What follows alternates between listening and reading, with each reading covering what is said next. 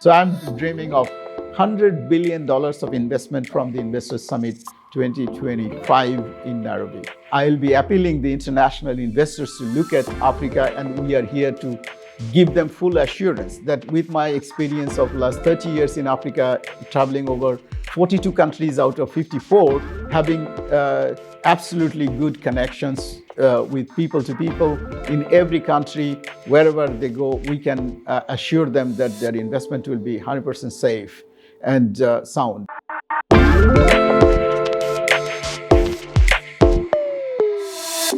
Welcome back on the show. This is Julien Drolon, your host. Today I have the privilege and immense pleasure to host again Dr. Haider, the president of Business Summit. He's back in Kuala Lumpur, and of course I had to take the opportunity to ask him a lot of questions because he just come back from a very exciting tour in Africa, visiting chief of states, very strong businessmen and economies that he has been tackling in Africa, and we are very happy to have him back. Thank you, Dr. Haider, to be with us again. It's truly a pleasure. How are you? Very well. Thank you so much for having me here today once again. Yes. After the Kuala Lumpur Summit. Yes. It's a pleasure to be here in Kuala Lumpur after that. I had a very long journey after Kuala Lumpur Summit. I went to Africa, back to Nairobi, and then to Europe, a few countries. And from there, I went to Angola and Nigeria. I spent 2 weeks in Nigeria, then 2 days in Ghana and in Addis Ababa, and finally in Nairobi, Kenya. And from Kenya, I flew directly here in Kuala Lumpur with Air Asia X. It's a fantastic flight, I would say. So I'm here and doing pretty well. Thank you so much once again having me here. Welcome back. I want to start this podcast. First of all, it will be a podcast about Africa because you have an upcoming event, very exciting event in Kenya, in Nairobi, in October this year. We'll talk about that. Right. And I want to start to quote you on your LinkedIn post. That is, your LinkedIn account is growing by the day. You said this time for Africa, big time. Surely we have been doing business in Africa since 2000 and can boast we know Africa better than any non-African. With my million of hours spent in over 42 countries out of the 54. That's right. So you've been, for now, more than 2 decades involved in some business deals, investment in Africa.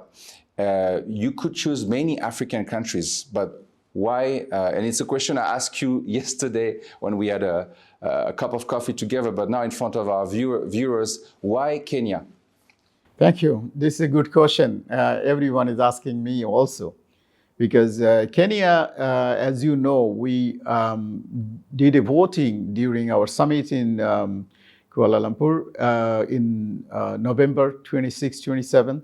We had a voting, and Kenya got not the majority of the votes, but I was given the privilege to vote for one of the country, and I voted for Kenya, and that's how Kenya won.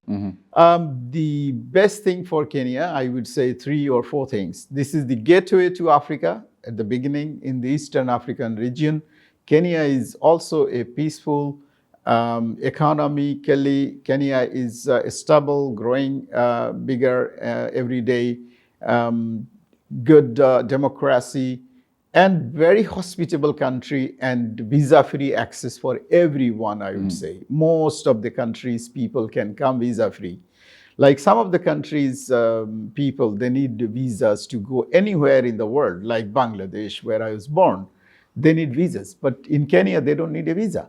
The Nigerians, they need visa to go to anywhere in the world. But in Kenya, they don't need a visa. So Nigerian, even a billionaire, need a visa to go anywhere, but he has no shortage of money, but he has a problem to travel anywhere. You want him to come for a business, he cannot come because he needs a visa. So Kenya is a visa-free country for even Nigeria, for any country. They're very friendly, extremely friendly, I would say. It's a tourist-oriented country. It's very fast moving country, and infrastructure good. And United Nations Environmental Program and many other UN offices are based in Nairobi. So it's a pretty safe place to hold such an event because a lot of events are happening. So these are the reason. And for traveling, it's a gateway. The two major airlines like African airlines like Ethiopian Airlines and Kenya Airways, both are flying multiple times a day to connect the whole world. And also all the major airlines like Emirates, Qatar Airways, Etihad, Turkish, KLM,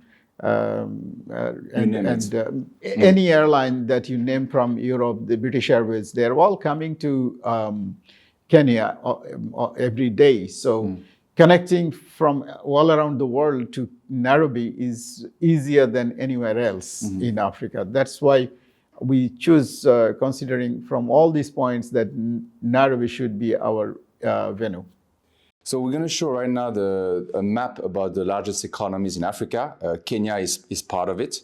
The GDP was 366 billion US dollar 2024. Right. And of course, there are bigger economy like Nigeria, there's Egypt and South Africa. But for the reason you just mentioned, now I understand better. But there is something that you told me yesterday that you might want to share to our viewers, is that actually the first country in which you invested was Kenya. That's right. Correct? Yes. So it was not necessarily a great experience, but I want to talk about this because it shows your resilience and you're not someone who give up easily. And so if you can share in a couple of minutes what happened and what are the lessons from this, and to show that you've been doing this a long time ago already. Thank you very much. You remind me. Maybe we can show the picture also. You can, yes. Okay. Back in 2007, I was looking for an opportunity in aviation line. And we had 4 airplanes back home in Bangladesh. That time we were operating cargo for carrying cargo all around the world. And one of my friends, his name is Sanjeev Gadia from Astral Aviation. He's the owner of Astral Aviation.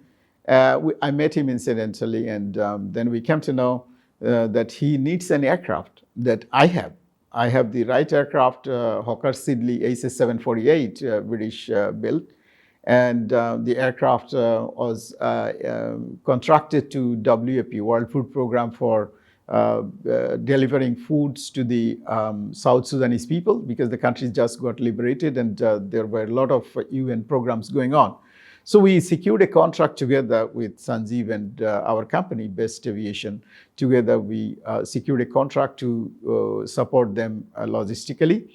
And I decided to take my aircraft to Nairobi and hand it over to Sanjeev. And we flew the aircraft all the way from Bangladesh to Nairobi, and I handed over to Sanjeev. And I went back to Bangladesh on the 18th of November. I remember very clearly, 18th evening I left, and 19th November morning I arrived in Dhaka, and evening we were having a birthday party in my house at 32 Park Road, Baridara Diplomatic Area. And suddenly call came from my DFO, Director of Flight Operations, Group Captain Alamgir, that there is an emergency. I said, what happened?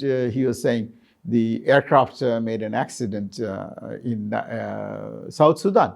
The aircraft crashed. So I was really not, you understand how shocked I was, because the aircraft just came back from India after a massive D-check. And then we sent the aircraft like a brand new one in a way. So I called Sanjeev and I got to know that the aircraft crashed. So it was in the first flight, in the first day. My crew set was from Honduras. They were Honduran crew. They were flying last few years in Bangladesh very well. But they had the good track record, everything. But it was a new terrain and there was mistakes made by the pilot. Could not control the aircraft, so it just overshoot the runway. So I lost the aircraft, but that was an experience, Yes. And I didn't lose my friendship with Sanjeev. I just had a lunch with him together just 3 days back in Nairobi before I came here. And I met his son also. His son is also in the business, Kush Gadia. He's in drone business, and we talked about drone business, and it's a revolutionary steps they're taking. So look at this scenario.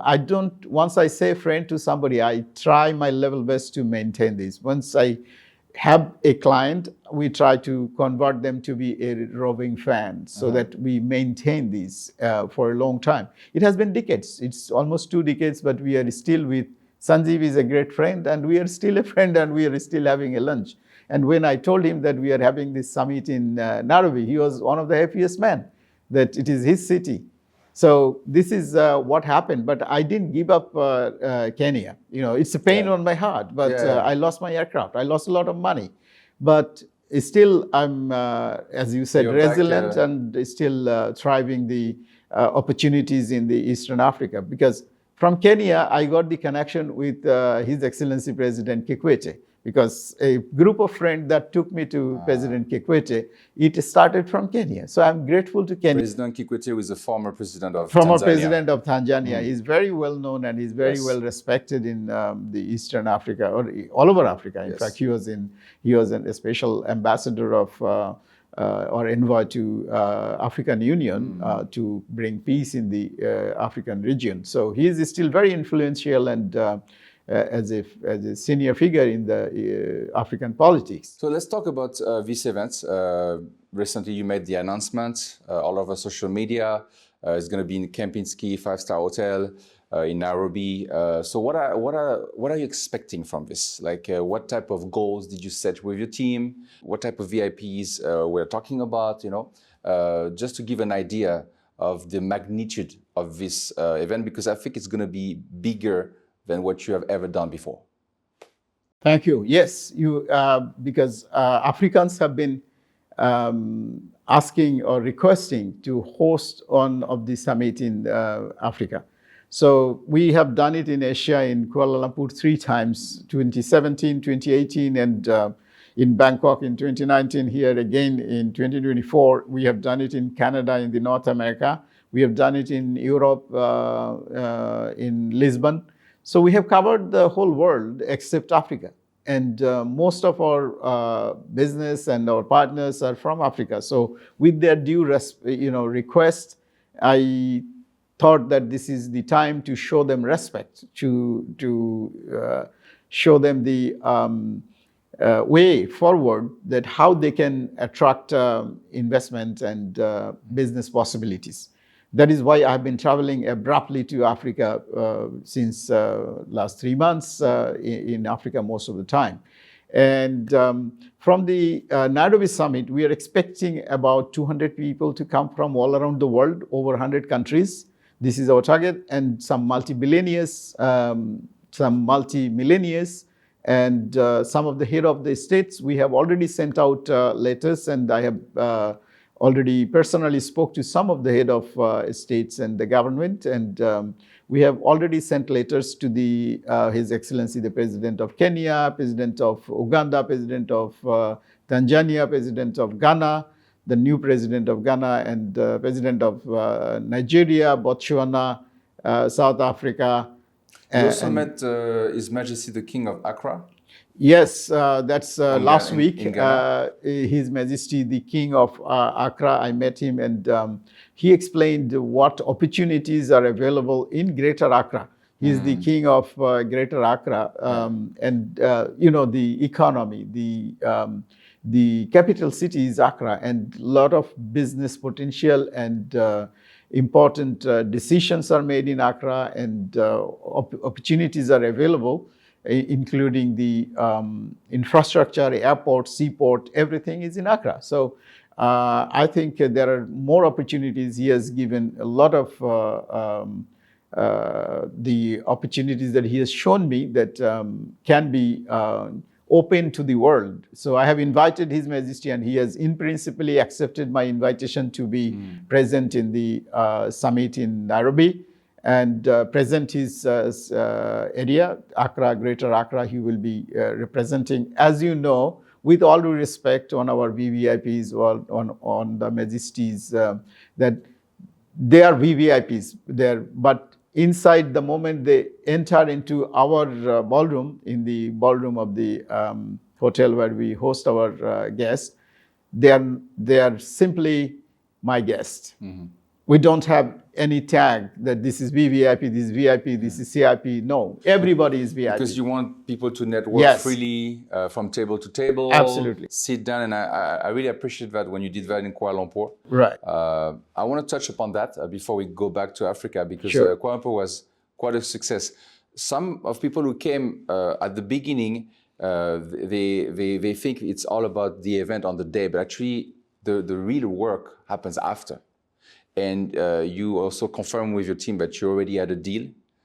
So if you can share with us the highlights of Kuala Lumpur 2024 in November. I attended. I did a few podcasts with some of your guests, which went very well. So if you can just, before we talk about the future, talk a bit about what happened in November for our viewers. Thank you. Well, some of the deals are still under negotiation. Yes. You know, these are all big deals, hundreds of millions of dollars. It doesn't happen in one day, but it takes little time. But I'm very glad to declare or very glad to tell you, share with you and the viewers that we have already closed a deal that has been signed between a Bangladeshi company called Millennium Associates and the accessories, and with the US company, the Reason Financial. They have signed a deal, and because Reason Financial will be raising about 20 million US dollar at the beginning, and it will go up to 100 million in a couple of years' time. But initial raise will be 20 million US dollar. For expansion of these Millennium accessories business. They are in business for last 20 years, but they want to expand heavily in the accessories, textile accessories business, and they are in need of 20 million right now and 100 million in the long run. That's one, and we have other projects that are kicking off. It's almost 70-80% done. So once it is 100% done, then we will be declaring that. But some of the mega projects like that needs $200 million. As you know, the one in Bintang in Indonesia. Yes. That's a mega projects, and Yes. it's a dream projects of Mr. P.T. Chan, and Yes. we are working on that. And I can tell you that there are significant progress, and we are looking forward to close this deal as soon as possible to raise the capital for him. And there are other clients that we are talking about, including some of the Africans. Like you remember, the professor came here, and Yes. we are Professor looking Salahuddin. at Salahuddin from Nigeria. Yes. So during my trip to Nigeria, I was his guest, and you know, a guest of others, and we met numbers of massive big entrepreneurs and big companies like MTN, the biggest telecom operators in Africa, and also a big conglomerate. The owner is a multi-billion dollars, multi-billionaire. And also I met the Abuja Chamber of Commerce Director General and the Vice Chairman. And then also met number of others, other business owners in Nigeria. I think at least 20 of them I met. And then in Ghana also I met a number of big industrialists and spoke to them. They're all excited about the summit in Nairobi. It's a few hours journey. So let me ask you something. There are a lot of investor summit events. You know, there's AIM Congress, for example, happening in Abu Dhabi in April. There's one you just mentioned to me yesterday in Bangladesh, also happening. What is different when it comes to business summit? Where do you think you get an edge and something that is a bit like a blue ocean? If you can share with us for the viewers to understand why they should come. Very good question. Thank you, Mr. Drolon. You touched the right question. Yes, there are investment summit or business summit happening almost every day in any of the cities in the world. Yes. There is one in Singapore next week. I just got an invitation last night. There will be one in Bangladesh hosted by the government of Bangladesh. I have registered and I'll be attending that also on the 7th of April, I think, and 7th to 10th of April. The difference, key difference here with our summit and all these investment summit that I have seen in my time that I was representing the Bangladesh government uh, with their flagship organization called BOI, Board of Investment, which is renamed as BIDA, Bangladesh Investment Development Authority now. I used to represent BOI to different countries. But what I saw is more talks, no action. There are big speeches, big talks, and you have seen in our summit, we don't talk. Yes. We go for action directly. You present we like talk only 10 about to 15 the business. projects Absolutely. throughout the day. We are And, focused, yeah. absolutely. We talk about business. We don't talk about politics. We don't talk about anything at all. And you have the absolute right to talk to each other wherever you want. The project owners that are coming for, investment or expansion of the business, and the business owners that are coming, or the investors that are coming to look for potential projects, you have a direct discussion on site, on the spot, on the table, have a cup of coffee or have some snacks and have a lunch and have a discussion. This is what you saw, that after the Investors Summit on 26th of November, what happened? Yes. Next days, the whole ballroom, whole places, whole restaurants, cafes were full with our people. They were meeting, they were talking, Yes. they're still talking, and they're meeting and discussing and closing deals. I have to say personally, I'm involved in 2 to 3 serious deals already, with your blessing, of course. But I can testify that I'm in the process, to do some business matchmaking between business owners and investors. So it really works, because there's this trust. And of course, the podcast helped a little bit because people were very happy with it. So I think it added a bit of value to what you were doing already. So this is, I think, the edge you have is there's no like VVIP inside once you get in, and everybody's naturally networking, because it's true. On other investor summits I attend every year, you can't actually get access to the speakers. Most of the time, very difficult, like just 5 minutes after the end of a talk, and then you have 10 bodyguards around them, and then, it's over. So in your case, it's much more, it's also much more private, I would say. It's more exclusive. The entry, the tickets, is more expensive than others. So you kind of already define what is your market, correct? Absolutely. That is very, very important, because if you feel that, oh, he's superior, he's a VIP, then you don't talk and no opportunities. We invite the VVIPs, we invite the president, but we do not want him to act as a president. We want him to act as the chairman of the private limited company. He should offer what his country can offer. Yes. He should disclose what are the top priority projects of his country. Yes. Where the investors can invest and why they should invest, what they get in return. So these are the information that the president or the prime minister need to give to our investors and get engaged directly on the spot. Yeah. Just not a 5 minutes speech or 10 minutes speech, political, and then he reads something and go away. No, we don't want that. We with all due respect, we do not want a president that want to come and read out a speech and then just leave. Yes. No. If somebody cannot give time to our investors, listen to them and listen to their concerns, and taking notes and give solutions, give an assurance, yes, your investment in my country will be 100% safe and secure, and assurance of the facilities that the investors are looking for, then we do not want that president even to come into our event. So that is why those whoever are coming, they're coming with a serious mindset to get the projects, because the investors are coming also spending their own money and time, and they don't have money and time. They have money, but they don't have time. It's very important. They're flying all the way from US, Canada, Brazil, or Singapore, Malaysia, and Korea, China, India, a lot of places, Dubai. They're coming from all around the world, but why they should invest their time? They should invest their time when they know that there is something that I can get.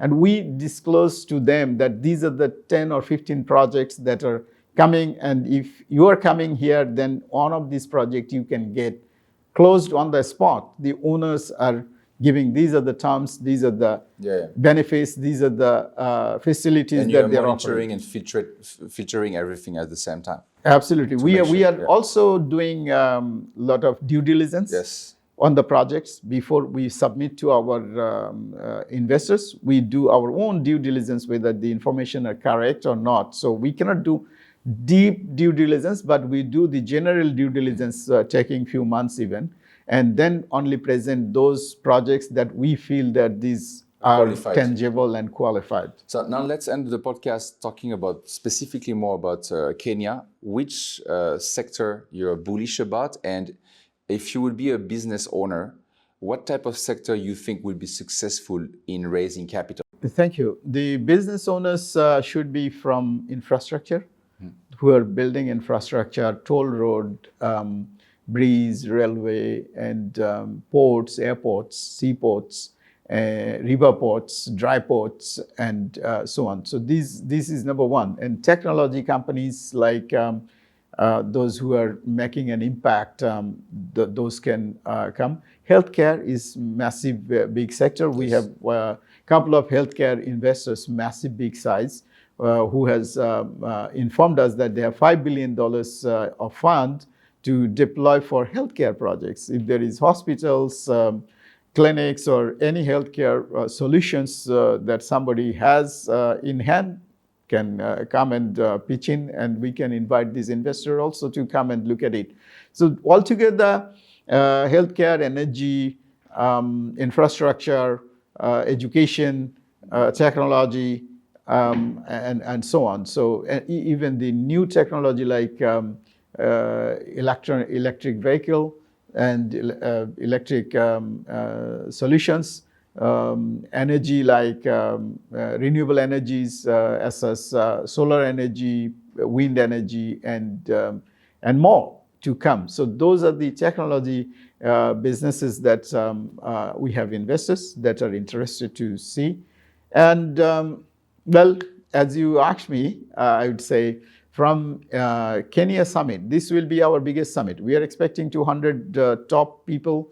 That's why we have increased our prices for the joining of this summit has been doubled up. Mm-hmm. So it's not a poor people's show anymore. So if somebody want to come, that need to come for a reason that he or she wants to achieve something. Yes. We do not want somebody to come and just spend time and go back empty-handed. We want somebody to come and go back with something in hand. As you are saying that you are getting engaged with number of people. Similarly, everybody is saying that they are engaging with many other people that they met in the summit in Kuala Lumpur. Mm-hmm. So with this, I would say we have made it a little tougher for the people to come. Yes, the entry point is a bit higher. A bit higher, so that we get only the qualified and people that really need to come, that really need money, that really want to invest money. They will be coming. And our target is very simple. I'm, as I told you earlier, that I'm a big dreamer. It's not a small dream. So I'm dreaming of $100 billion of investment from the Investors Summit 2025 in Nairobi. That's our target, that we want to harvest $100 billion. And these $100 billion could be for Africa. This $100 billion could be for the whole world. It will be, owned by the, it will be attracted by the qualified projects from all around the world, as we say always. Well, thank you so much, Dr. Haider. It was, of course, very exciting to get first-hand updates from you. And you're going to be traveling again very soon. And we hope to be with you in Kenya, in Nairobi, in October to do these business deals. And of course, the goal is also to improve the economy of Africa and to give a better chance, more jobs to people. So this is also the intention behind this type of business summit, correct? Absolutely. Africa is the ultimate destination where you have the opportunity to build or develop. Africa is still underdeveloped. You can invest in any sectors in Africa. This is what I'll be appealing the international investors to look at Africa, and we are here to give them full assurance that with my experience of last 30 years in Africa, traveling over 42 countries out of 54, having absolutely good connections with people to people in every country, wherever they go, we can assure them that their investment will be 100% safe and sound. So they will be in good hands. This is what I can say. What will be in the long run, I don't know, but we can connect them with the safer people, with the quality, high quality people in Africa, and we can create a massive amount of job instead of giving some donations and some money. That doesn't help really the Africans. Yeah. You better invest in the infrastructure, you better invest in job creation, economy, and that will alleviate a lot of problems will be eliminated, and poverty can be eliminated all over Africa with billions of dollars of investment from these investors from all around the world. So I would like to invite all our friends through you that those who are looking at investing smaller money, bigger money, larger money, mega money, come to Africa and start something there, starting from a small tea stall to anything you want to do. There are massive scope. Africa is now developing severely. So it is the time for Africa to attract the investment, and we are holding the biggest banner right now as an organization. Well, thank you so much, Dr. Haider, and welcome back on the show. It was a true pleasure to have you, and we will see you very, very soon. Thank you very much. Thank you, Mr. Drolon. Thank you.